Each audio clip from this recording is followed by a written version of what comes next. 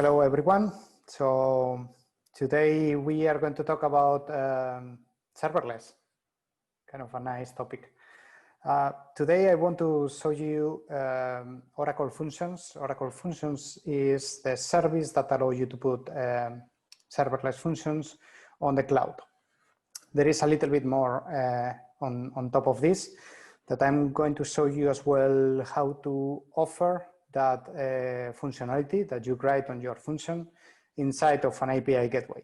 API gateway is just a way to aggregate all your serverless functions into one single endpoint that your users can use to connect, to make calls, to ask for your information, the information you want to offer through that API gateway and the serverless functions. First of all, why serverless? In my opinion, serverless covers an important role in new development and cloud native. Basically, serverless allow us to don't really care about the infrastructure at any level, not networking, not compute, not storage. You just want to run your code. So it's a matter of start cherry picking those parts of your system that are going to suit on serverless approach. For example, if I have to create a website, typical e-commerce, and the e-commerce is going to give you, let's say, websites, not websites, but products, different products of any kind that they are going to have an image that your customer is going to buy or do any type of research on the type of products you have, picking different pictures and so on. Those type of things are really a good option for serverless. So if the user is uploading a new file that is, for example, the picture of the new product that is going to be available, you definitely can go to serverless functions, give the picture to that serverless function, and it's going to help you storing that into whatever object storage or any type of storage you think it suits for the case. There is also other type of functionalities that you can store there. So after someone put that image on the system, maybe you decide that it's better if you have a small version of that picture. Or if someone uploads a video and you want to run some machine learning algorithms on that, maybe you can kick off that processing with a serverless function. So it's really interesting, for example, that Oracle has these cloud events that are going to kick off when, for example, someone put a picture on an object. And that is going to ask for a serverless function to be executed with the information of that object. So those are the type of things that you have to look for. We have customers that implement everything on serverless. In that case, you have to be able to make sure that you can handle the amount of serverless functions that you have to handle. Oracle is going to help you with that, but let's start small, and I'm going to show you how you can create a small serverless function and how you can call that from an API gateway. So let's dive in. I'm here on the Oracle Cloud Web Console. I'm in UK region, and what I'm going to show you is that I have several networkings, virtual cloud networks. The one that I'm going to use is the demo VCN. So basically, this is just a public and a private subnet with these CIDR blocks. This is going to be like the home of the serverless function and the API gateway. Now let's go to API gateway that is under developer services. And we can find here really interesting things. Kubernetes clusters, in case you want to deploy serverless functions, but also some other services on pods. You have as well the container registry. The container registry is just a Docker compliance API for a Docker registry. So you can push your images there for your Docker containers. By the way, functions, serverless functions is not more than, and this is an oversimplification, I know, but it's just a Docker image with some bindings to be able to call the function that is being executed inside. So we will use this as well.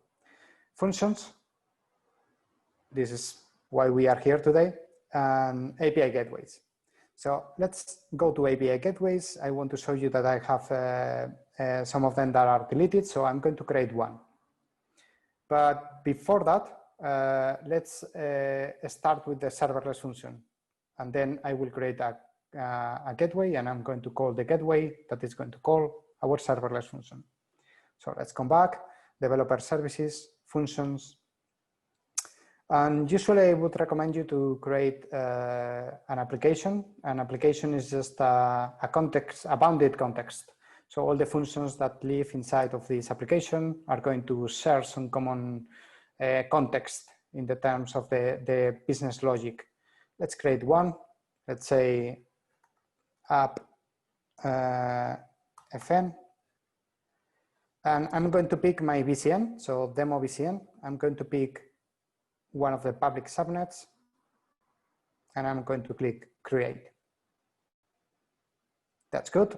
It's already created. I'm going to step in, and then you see that we can create functions. An easy way to do it, and this is going to be simple enough for just testing purpose. You go to get started, and here there is instructions on how to do it, and you have two options.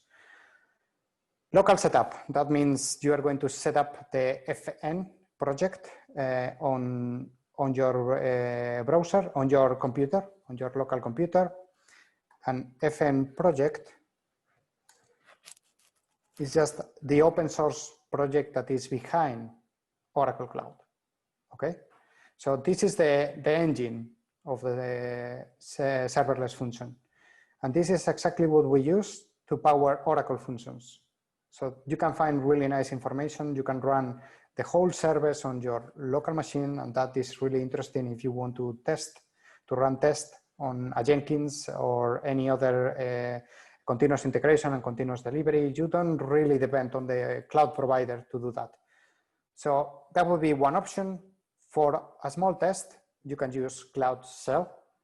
And Cloud Shell is just a really nice way to have a Linux machine pre-configured with all the tools that you need as developer and as operator. And you have access to the OCI, CLI, the command line, and it's already there, and you don't have to really pay for it. It's part of the Oracle Cloud and your tenancy. You can come here and click Launch Cloud Shell, or go to, in any place of the console, you can go to this icon at the top and click Cloud Shell. This is going to kick off a virtual machine with all the configuration already there. As you can see, it's already up and running. And this is just a Linux. So we are going to follow the steps one by one. And I'm already done this a couple of times, so part of the things are already created, but I'm going to do all the steps so you see more or less what to expect. So FN is the command line for the serverless functions framework. So FN, and I'm going to list the context. Context is, if you have different environments, you are going to have different context. It's like the kubectl context for Kubernetes. So if I list that, I'm going to see, okay, I have the default, that is the local one. I have two for different regions, one from Frankfurt and the other from London. Because I'm in London, this one is already the default context, the current context. So I don't need to run this part. But in case it's the first time, it's probably on default, so you have to run that. So you will copy this and paste it on the console. At the moment, as you can see, and I'm going to put this bigger, it would definitely help you. So in this case, I see, because that star icon, I see that is my current context. So the UK, that's good. And it also have really good information here. So there is a registry associated with this.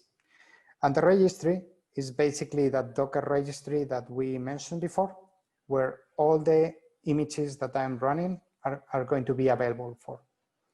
So, okay, let's go for it. This one is to associate my compartment to the context. So I already ran that, but I'm going to run it again. So you see more or less what type of thing. So it's saying that we already update the context and it's going to be connected with my compartment. And this is the identification of my compartment.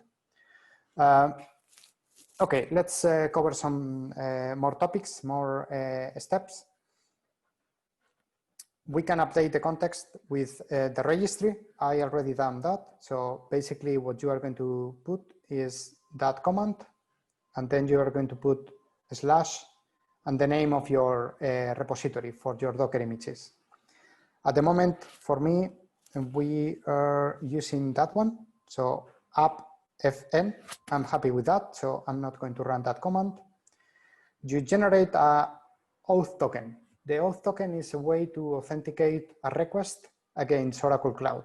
And in this case, is what we are going to use to be able to log in into the Docker registry. So we have to put this, copy that. I already logged into that Docker registry, so I'm not going to do it. But Docker login the user, and the user is dynamic. So in my case, that one is my user, the user that I should use. In your case, it will be your specific user that you need to use. Copy, paste, run it, and it's going to ask for the password. The password is the Auth token that we generate in the step before. That is all good. So now it's time for list my apps. So basically we are going to have one app, the app that just created. There it is, and that is appfn with that identifier. Very good. Now, time for run our first serverless function. I'm going to put this bigger because I don't need the steps for this. But what we are going to do here is to init runtime node.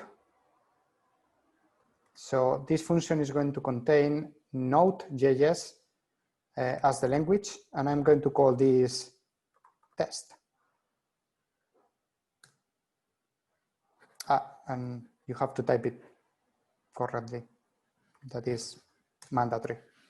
So it's going to create a folder called test. So if we step into that test folder, we clear and we list, we are going to see that we have a JSON, a JavaScript file. We have the YAML file that contains some metadata that is needed for the function to run, and the package.json that is basically our dependencies. So let's take a look into the YAML file.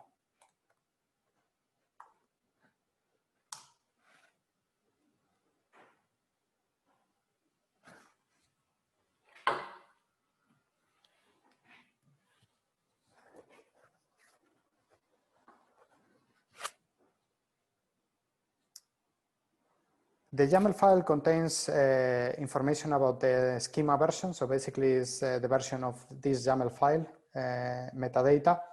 It's going to contain as well the name of the function, the version of the function. Every time we deploy, this function is going to bump the version unless you indicate otherwise. And it's going to ask as well for the runtime, in this case Node. So it's expecting Node code to be inside of the code. And also we are going to say, okay, my entry point, like in Docker file. And this is going to be Node executing my func.js. Simple. I'm going to exit and I'm going to take a look into func.js. Simple. So in this case, we are requiring the FN project FDK. So basically the function developer kit. It's going to have a fdk.handle. That is going to be the function that we are going to execute every time someone requests the execution of that function. And it's going to have a parameter. And that parameter is input that contains the input of the function. If you want to upload a picture, the picture will be embedded in that input. if you want to put the name, for example, if you want to say hello world and you want to put the name on that, what you can do is to put that name inside of the input. So in this case, it's simple. I'm defaulting that into a world. I'm checking if there is an input name variable, and in that case, I override that variable with the new value. I'm going to put a trace here so I can log my function after execution in case there is any error or you want to know how the execution was proceeding. And the final return that is going to return a JSON file that contains message and the message that is hello and the name. Simple. Let's exit. And now it's time for fn deploy. We are going to indicate the app that we want to deploy this function into, and our application is app fn. So this is going to start building the Docker image. It's going to push the Docker image to Docker Registry. We are going to check that, and it's also going to bump the version of the function. So every time you are deploying, you are putting a new version into Oracle functions, and that makes sense. Okay, so everything went well. If you find any error at this stage, it's probably because the Auth token wasn't corrected. Just try again, Docker login, put the correct Auth token. But in the most of the cases, you will succeed with this. Go and find that the version was pushed. Let's minimize, well, restore this. All good. The example here is done with Java, but just for fun, let's change that. It's going to do exactly the same steps that I have done. The other thing that you can do is to run exactly that function. So if you say fn invoke app fn, the name of the app, and also the name of the function, in this case is test, we are going to execute that function, and that's fine. We are going to check that we actually push a Docker image into that. So let's go to developer services, container registry, and let's check. The result is what we expect, hello world on JSON. I'm going to call it again, invoke app fn test function, and I'm going to pipe that to JQ, so the result is nicer. The first time takes more time because Oracle Functions is going to download the registry image, the container image, and it's going to run it. So it takes a little while. And then after that, it has like a period that is going to be warm. So it's going to be executed and wait for someone to call the function. That's why after that, it's spin up. And the beauty of this is that if you call this 10 times, 20,000 times or 2 million times, Oracle Cloud is going to scale those functions for you without you having to worry about anything. Okay, so time for minimize this. And we can see that we push a new image called app fn/test with version 2. And we can see that we can copy the pull command. This is just a Docker image. You can even build a function from a Docker file if you want to tweak some functionality. If we go to functions, we will see we have our app fn. If we go to app fn, we will see that we have our function because we deploy it. So that's brilliant. Now it's time to come back to our developer service API gateway. We are going to create our new gateway saying app API gateway. I'm not really good with names, I know. It's going to be a type public, my compartment, that is all good. We are going to use demo VCN. We are going to use public subnet. That's all good. Let's create it. Let's wait for this to be created. Usually takes a few seconds. Let's wait for that. But in the meantime, I'm going to tell you things that are interesting in terms of observability. So we can take a look into metrics. At the moment, there is nothing because it hasn't been fully created. But you will see here really interesting information like API requests, API responses. You can see the bytes that were sent, the bytes that were received, and also the latency. Latency, the internal and the whole latency of the request.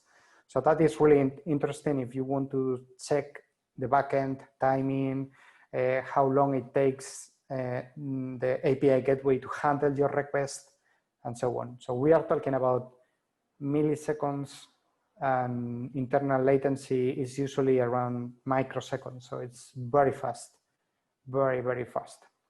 Backend latency, so we can know if our function, it takes too long, and then that is going to help us to troubleshoot any issue.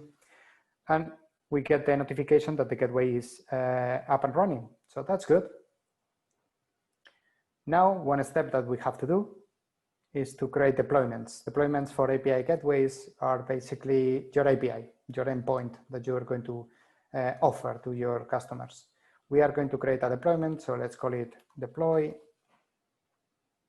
We are going to say this is a /API, that is the base path. We are going to not modify this, but as you can see, we can integrate with authentication. So for example, JWT, and there are examples in the documentation how to do that. We can play around with CORS for cross-origin resource sharing, rate limiting to protect your function. So if you want customers to call it just 10 times every second, you can rate limit to that window. And the login, so you can select the log level, so from error to warning to information. Let's leave it in information. We can go next, and then we are going to define the routes. And this is really interesting. So in this case, we are going to say test/test. That is going to be the redirection to our serverless function. Method, get. And we have 3 types of backends. The one we are interested in is Oracle Functions, but you can redirect to an HTTP service. You can respond with a static content, but let's go for Oracle Functions. It's going to ask the application, our app FN. It's going to ask for the function inside of that, because remember, we will have a bunch of functions inside of your application. We are going to pick the test one, and we are going to click next. All good. We are happy with that. All the information. Let's click create. And this, again, is going to take a few seconds. But basically, in the meantime, we can just, oh, it's already, oh no, it's still creating. Something interesting that we have to look is if we step into the deployment, we are going to see that here we have the endpoint and it's already active. That's good. The endpoint is going to be the URL that we are going to use to hit that function. So we are going to go to the API gateway, and from the API gateway, we are going to hit our serverless function. We copy that, and we are going to use, why not, our console here. So I'm going to make a curl. I'm going to paste that, base path and /test. That will be our URL, the URL that we need to hit in order to go to the function, to execute the function. We are going to wait a little bit, and maybe I missed something. And this is something that happens all the time. I'm actually showing you what type of errors you can get. In this case, I think this is a timeout. it's happening, nothing is happening, and at some point there will be a final timeout. So I'm going to cancel this, and always when you hit a timeout, you should look out for a firewall policy, for example, a routing on the network. So let's take a look to our network and think about it. We are asking API gateway to make a request on HTTPS. So that will be a port 443. Let's go to our virtual cloud network. Maybe the problem is there. I'm going to minimize this. I go to demo VCN.